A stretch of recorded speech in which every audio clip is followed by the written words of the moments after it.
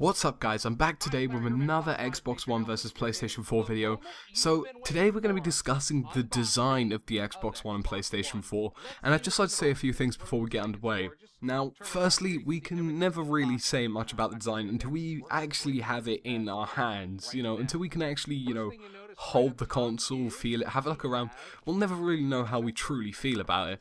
Although I'm just going to give you a few inputs of how I feel personally about both the Xbox One and PlayStation 4 at this current point from what we've seen, for example, from the videos and designs, and some of the 3D designs as well. So without further ado, let's get underway and start discussing and talking about this, because I'd actually like to speak about a few aspects of the design, despite the fact this is going to be a significantly smaller part of the Versus series in comparison to others, and I just want to know what you guys think in general. So, design for me is something that I don't really take seriously. I mean, for me, what's on the box doesn't matter as long as it counts as what's in the box. Now, I want the design to be built with performance in mind, so high ventilation is priority. We don't want to see a repeat of the Red Ring of Doom, and we don't want to see a repeat of the Yellow Light of Death, or whatever they were called, but that's something we don't want to see again, and that's what I wanted to be kept in mind whilst we started thinking about, oh my god, PlayStation looks like this, oh my god, Xbox looks like this. So, performance and, sustainability was really key to me when I was looking at both of the designs. Now, in all honesty, the visual aspect for both of the consoles doesn't really matter to me. I mean, I like both designs. Obviously, I have my bits and pieces in certain places where I think, okay, is this going to be an issue, or there's a certain thing about it that kind of, puts me off maybe that little bit. But in all honesty, visual aspect is not, massive for me. So, for example, the Xbox One, my only complaint is its size. Now, it's a little bit chunky for, considered what's under the boot, and considering the fact that it has an external power brick as well, the size bothers me a little bit. I think it's down to the constant inputs and outputs, how much of the TV they're focusing on that's kind of led to this size.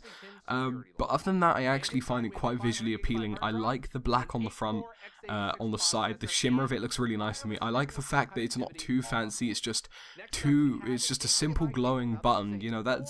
That simplicity is a nice thing to have. Because some of the concept designs people were posting look ridiculous. So my only issue is its size. That's my only problem with the Xbox One. Otherwise, I think it looks pretty good. If it didn't have a power brick and it was a little bit smaller, in all honesty, it probably would be my favorite looking console.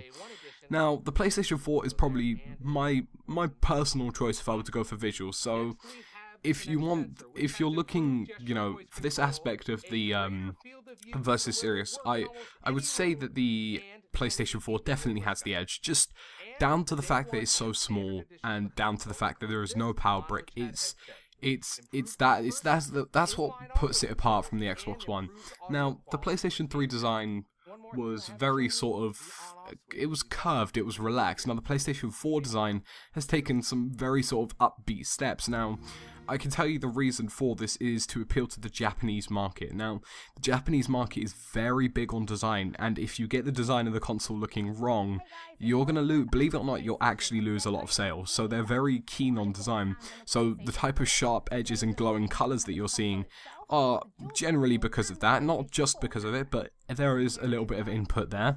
Now, the PlayStation 4's glowing light, I feel, is a nice effect. Simplicity again, as we were talking about, just a simple glowing light to give it that little bit of edge. My only complaint with the PlayStation 4's design is, well, two things. Firstly, the ventilation only comes out of the back, so that could be a little bit of a worry if you have your PlayStation, put to the back of your TV set or something.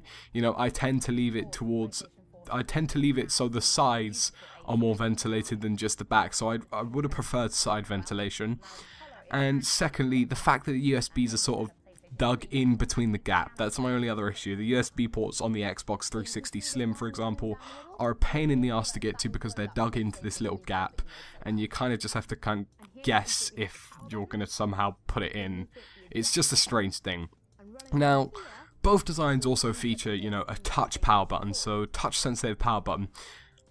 I'm 50-50 on that. Now, touch buttons are great in some cases. They look cool, they sound cool, they are meant to be cool, But when you're leaning over to grab a case and the sleeve of your shirt turns off your game, then you're going to start complaining. It depends on sensitivity, and it depends to how much it reacts. So I only really want it reacting to my fingers and maybe, you know, my arm, my toe possibly if I'm feeling really lazy. But I don't really want it to react too much to my clothing because it will turn off a lot, especially if I'm leaning over it or something like that. Ventilation on both of the consoles is looking pretty good. Like I say, my only concern with the PlayStation 4 is the fact that it's only back ventilation. The Xbox One features side and some back ventilation, so you know that's pretty good news. Power bricks. Now, power bricks are an interesting thing. Internal power brick for the PlayStation, so internal power supply, whereas the Xbox One has an external power supply, which is, like I say, probably the gap that has been made, especially in the design capability. The fact that the PlayStation 4 is internal and for some mythical way a lot smaller than the Xbox One, considering it has an internal power supply. So, you know, the power brick on the Xbox One sort of matches the front of it, as you can see, the glowing X symbol. You know, it doesn't look bad, considering it's a little bit smaller than the 360 Slim power brick, which is probably good news, but by and large, it's still a power brick, so I find that a pain in the ass, especially with the design of the Xbox One. You know, like I say, so overall, the consoles visually don't really matter to me. It's down to performance, really. So if we're not getting the solders on the, you know, the motherboards and all that kind of stuff heating up, which is primarily what causes a lot of functional errors inside of a console, that's fantastic news. You know, built for performance, that's what I'm looking for. A build for performance, and it looks like both the consoles have done that really well. Like I say, I have my only two complaints about the PlayStation. My odd complaint about the Xbox One, you know, the power brick's a pain in the ass, the size of it's quite aggravating.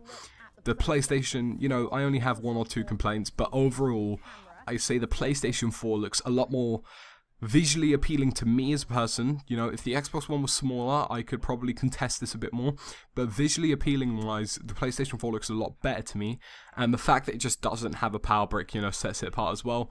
You know, I'm kind of digging this stand that they have on the bottom of it as well. It comes with like a little stand casing thing, so you can either put it on its side or upright, however you want it to look. You know, so like I say, guys, down to performance. That's what you're looking for when you're going to buy these consoles. You know, it's what the consoles this generation are based around a PC-styled platform. They're trying to make it easier for PC developers. They're trying to make the consoles PCs in their own sort of way. Ergo, you need a similar amount of performance of a PC ventilation-wise. You know, you've got your water cooling in PCs, you've got high ventilation, zero noise ventilation, which is actually a feature on the Xbox One, zero noise ventilation. That's a great bit of news. You know, PlayStation hasn't confirmed it yet, most likely will, but zero noise is fantastic. I can give you an idea of what my Xbox One sounds like. It's like a very low buzzing noise, but it's almost constant. It very much powers up as well as the disc goes in. So zero noise, you know, that's what we're looking for. We're looking for high ventilation, zero noise, and performance in mind.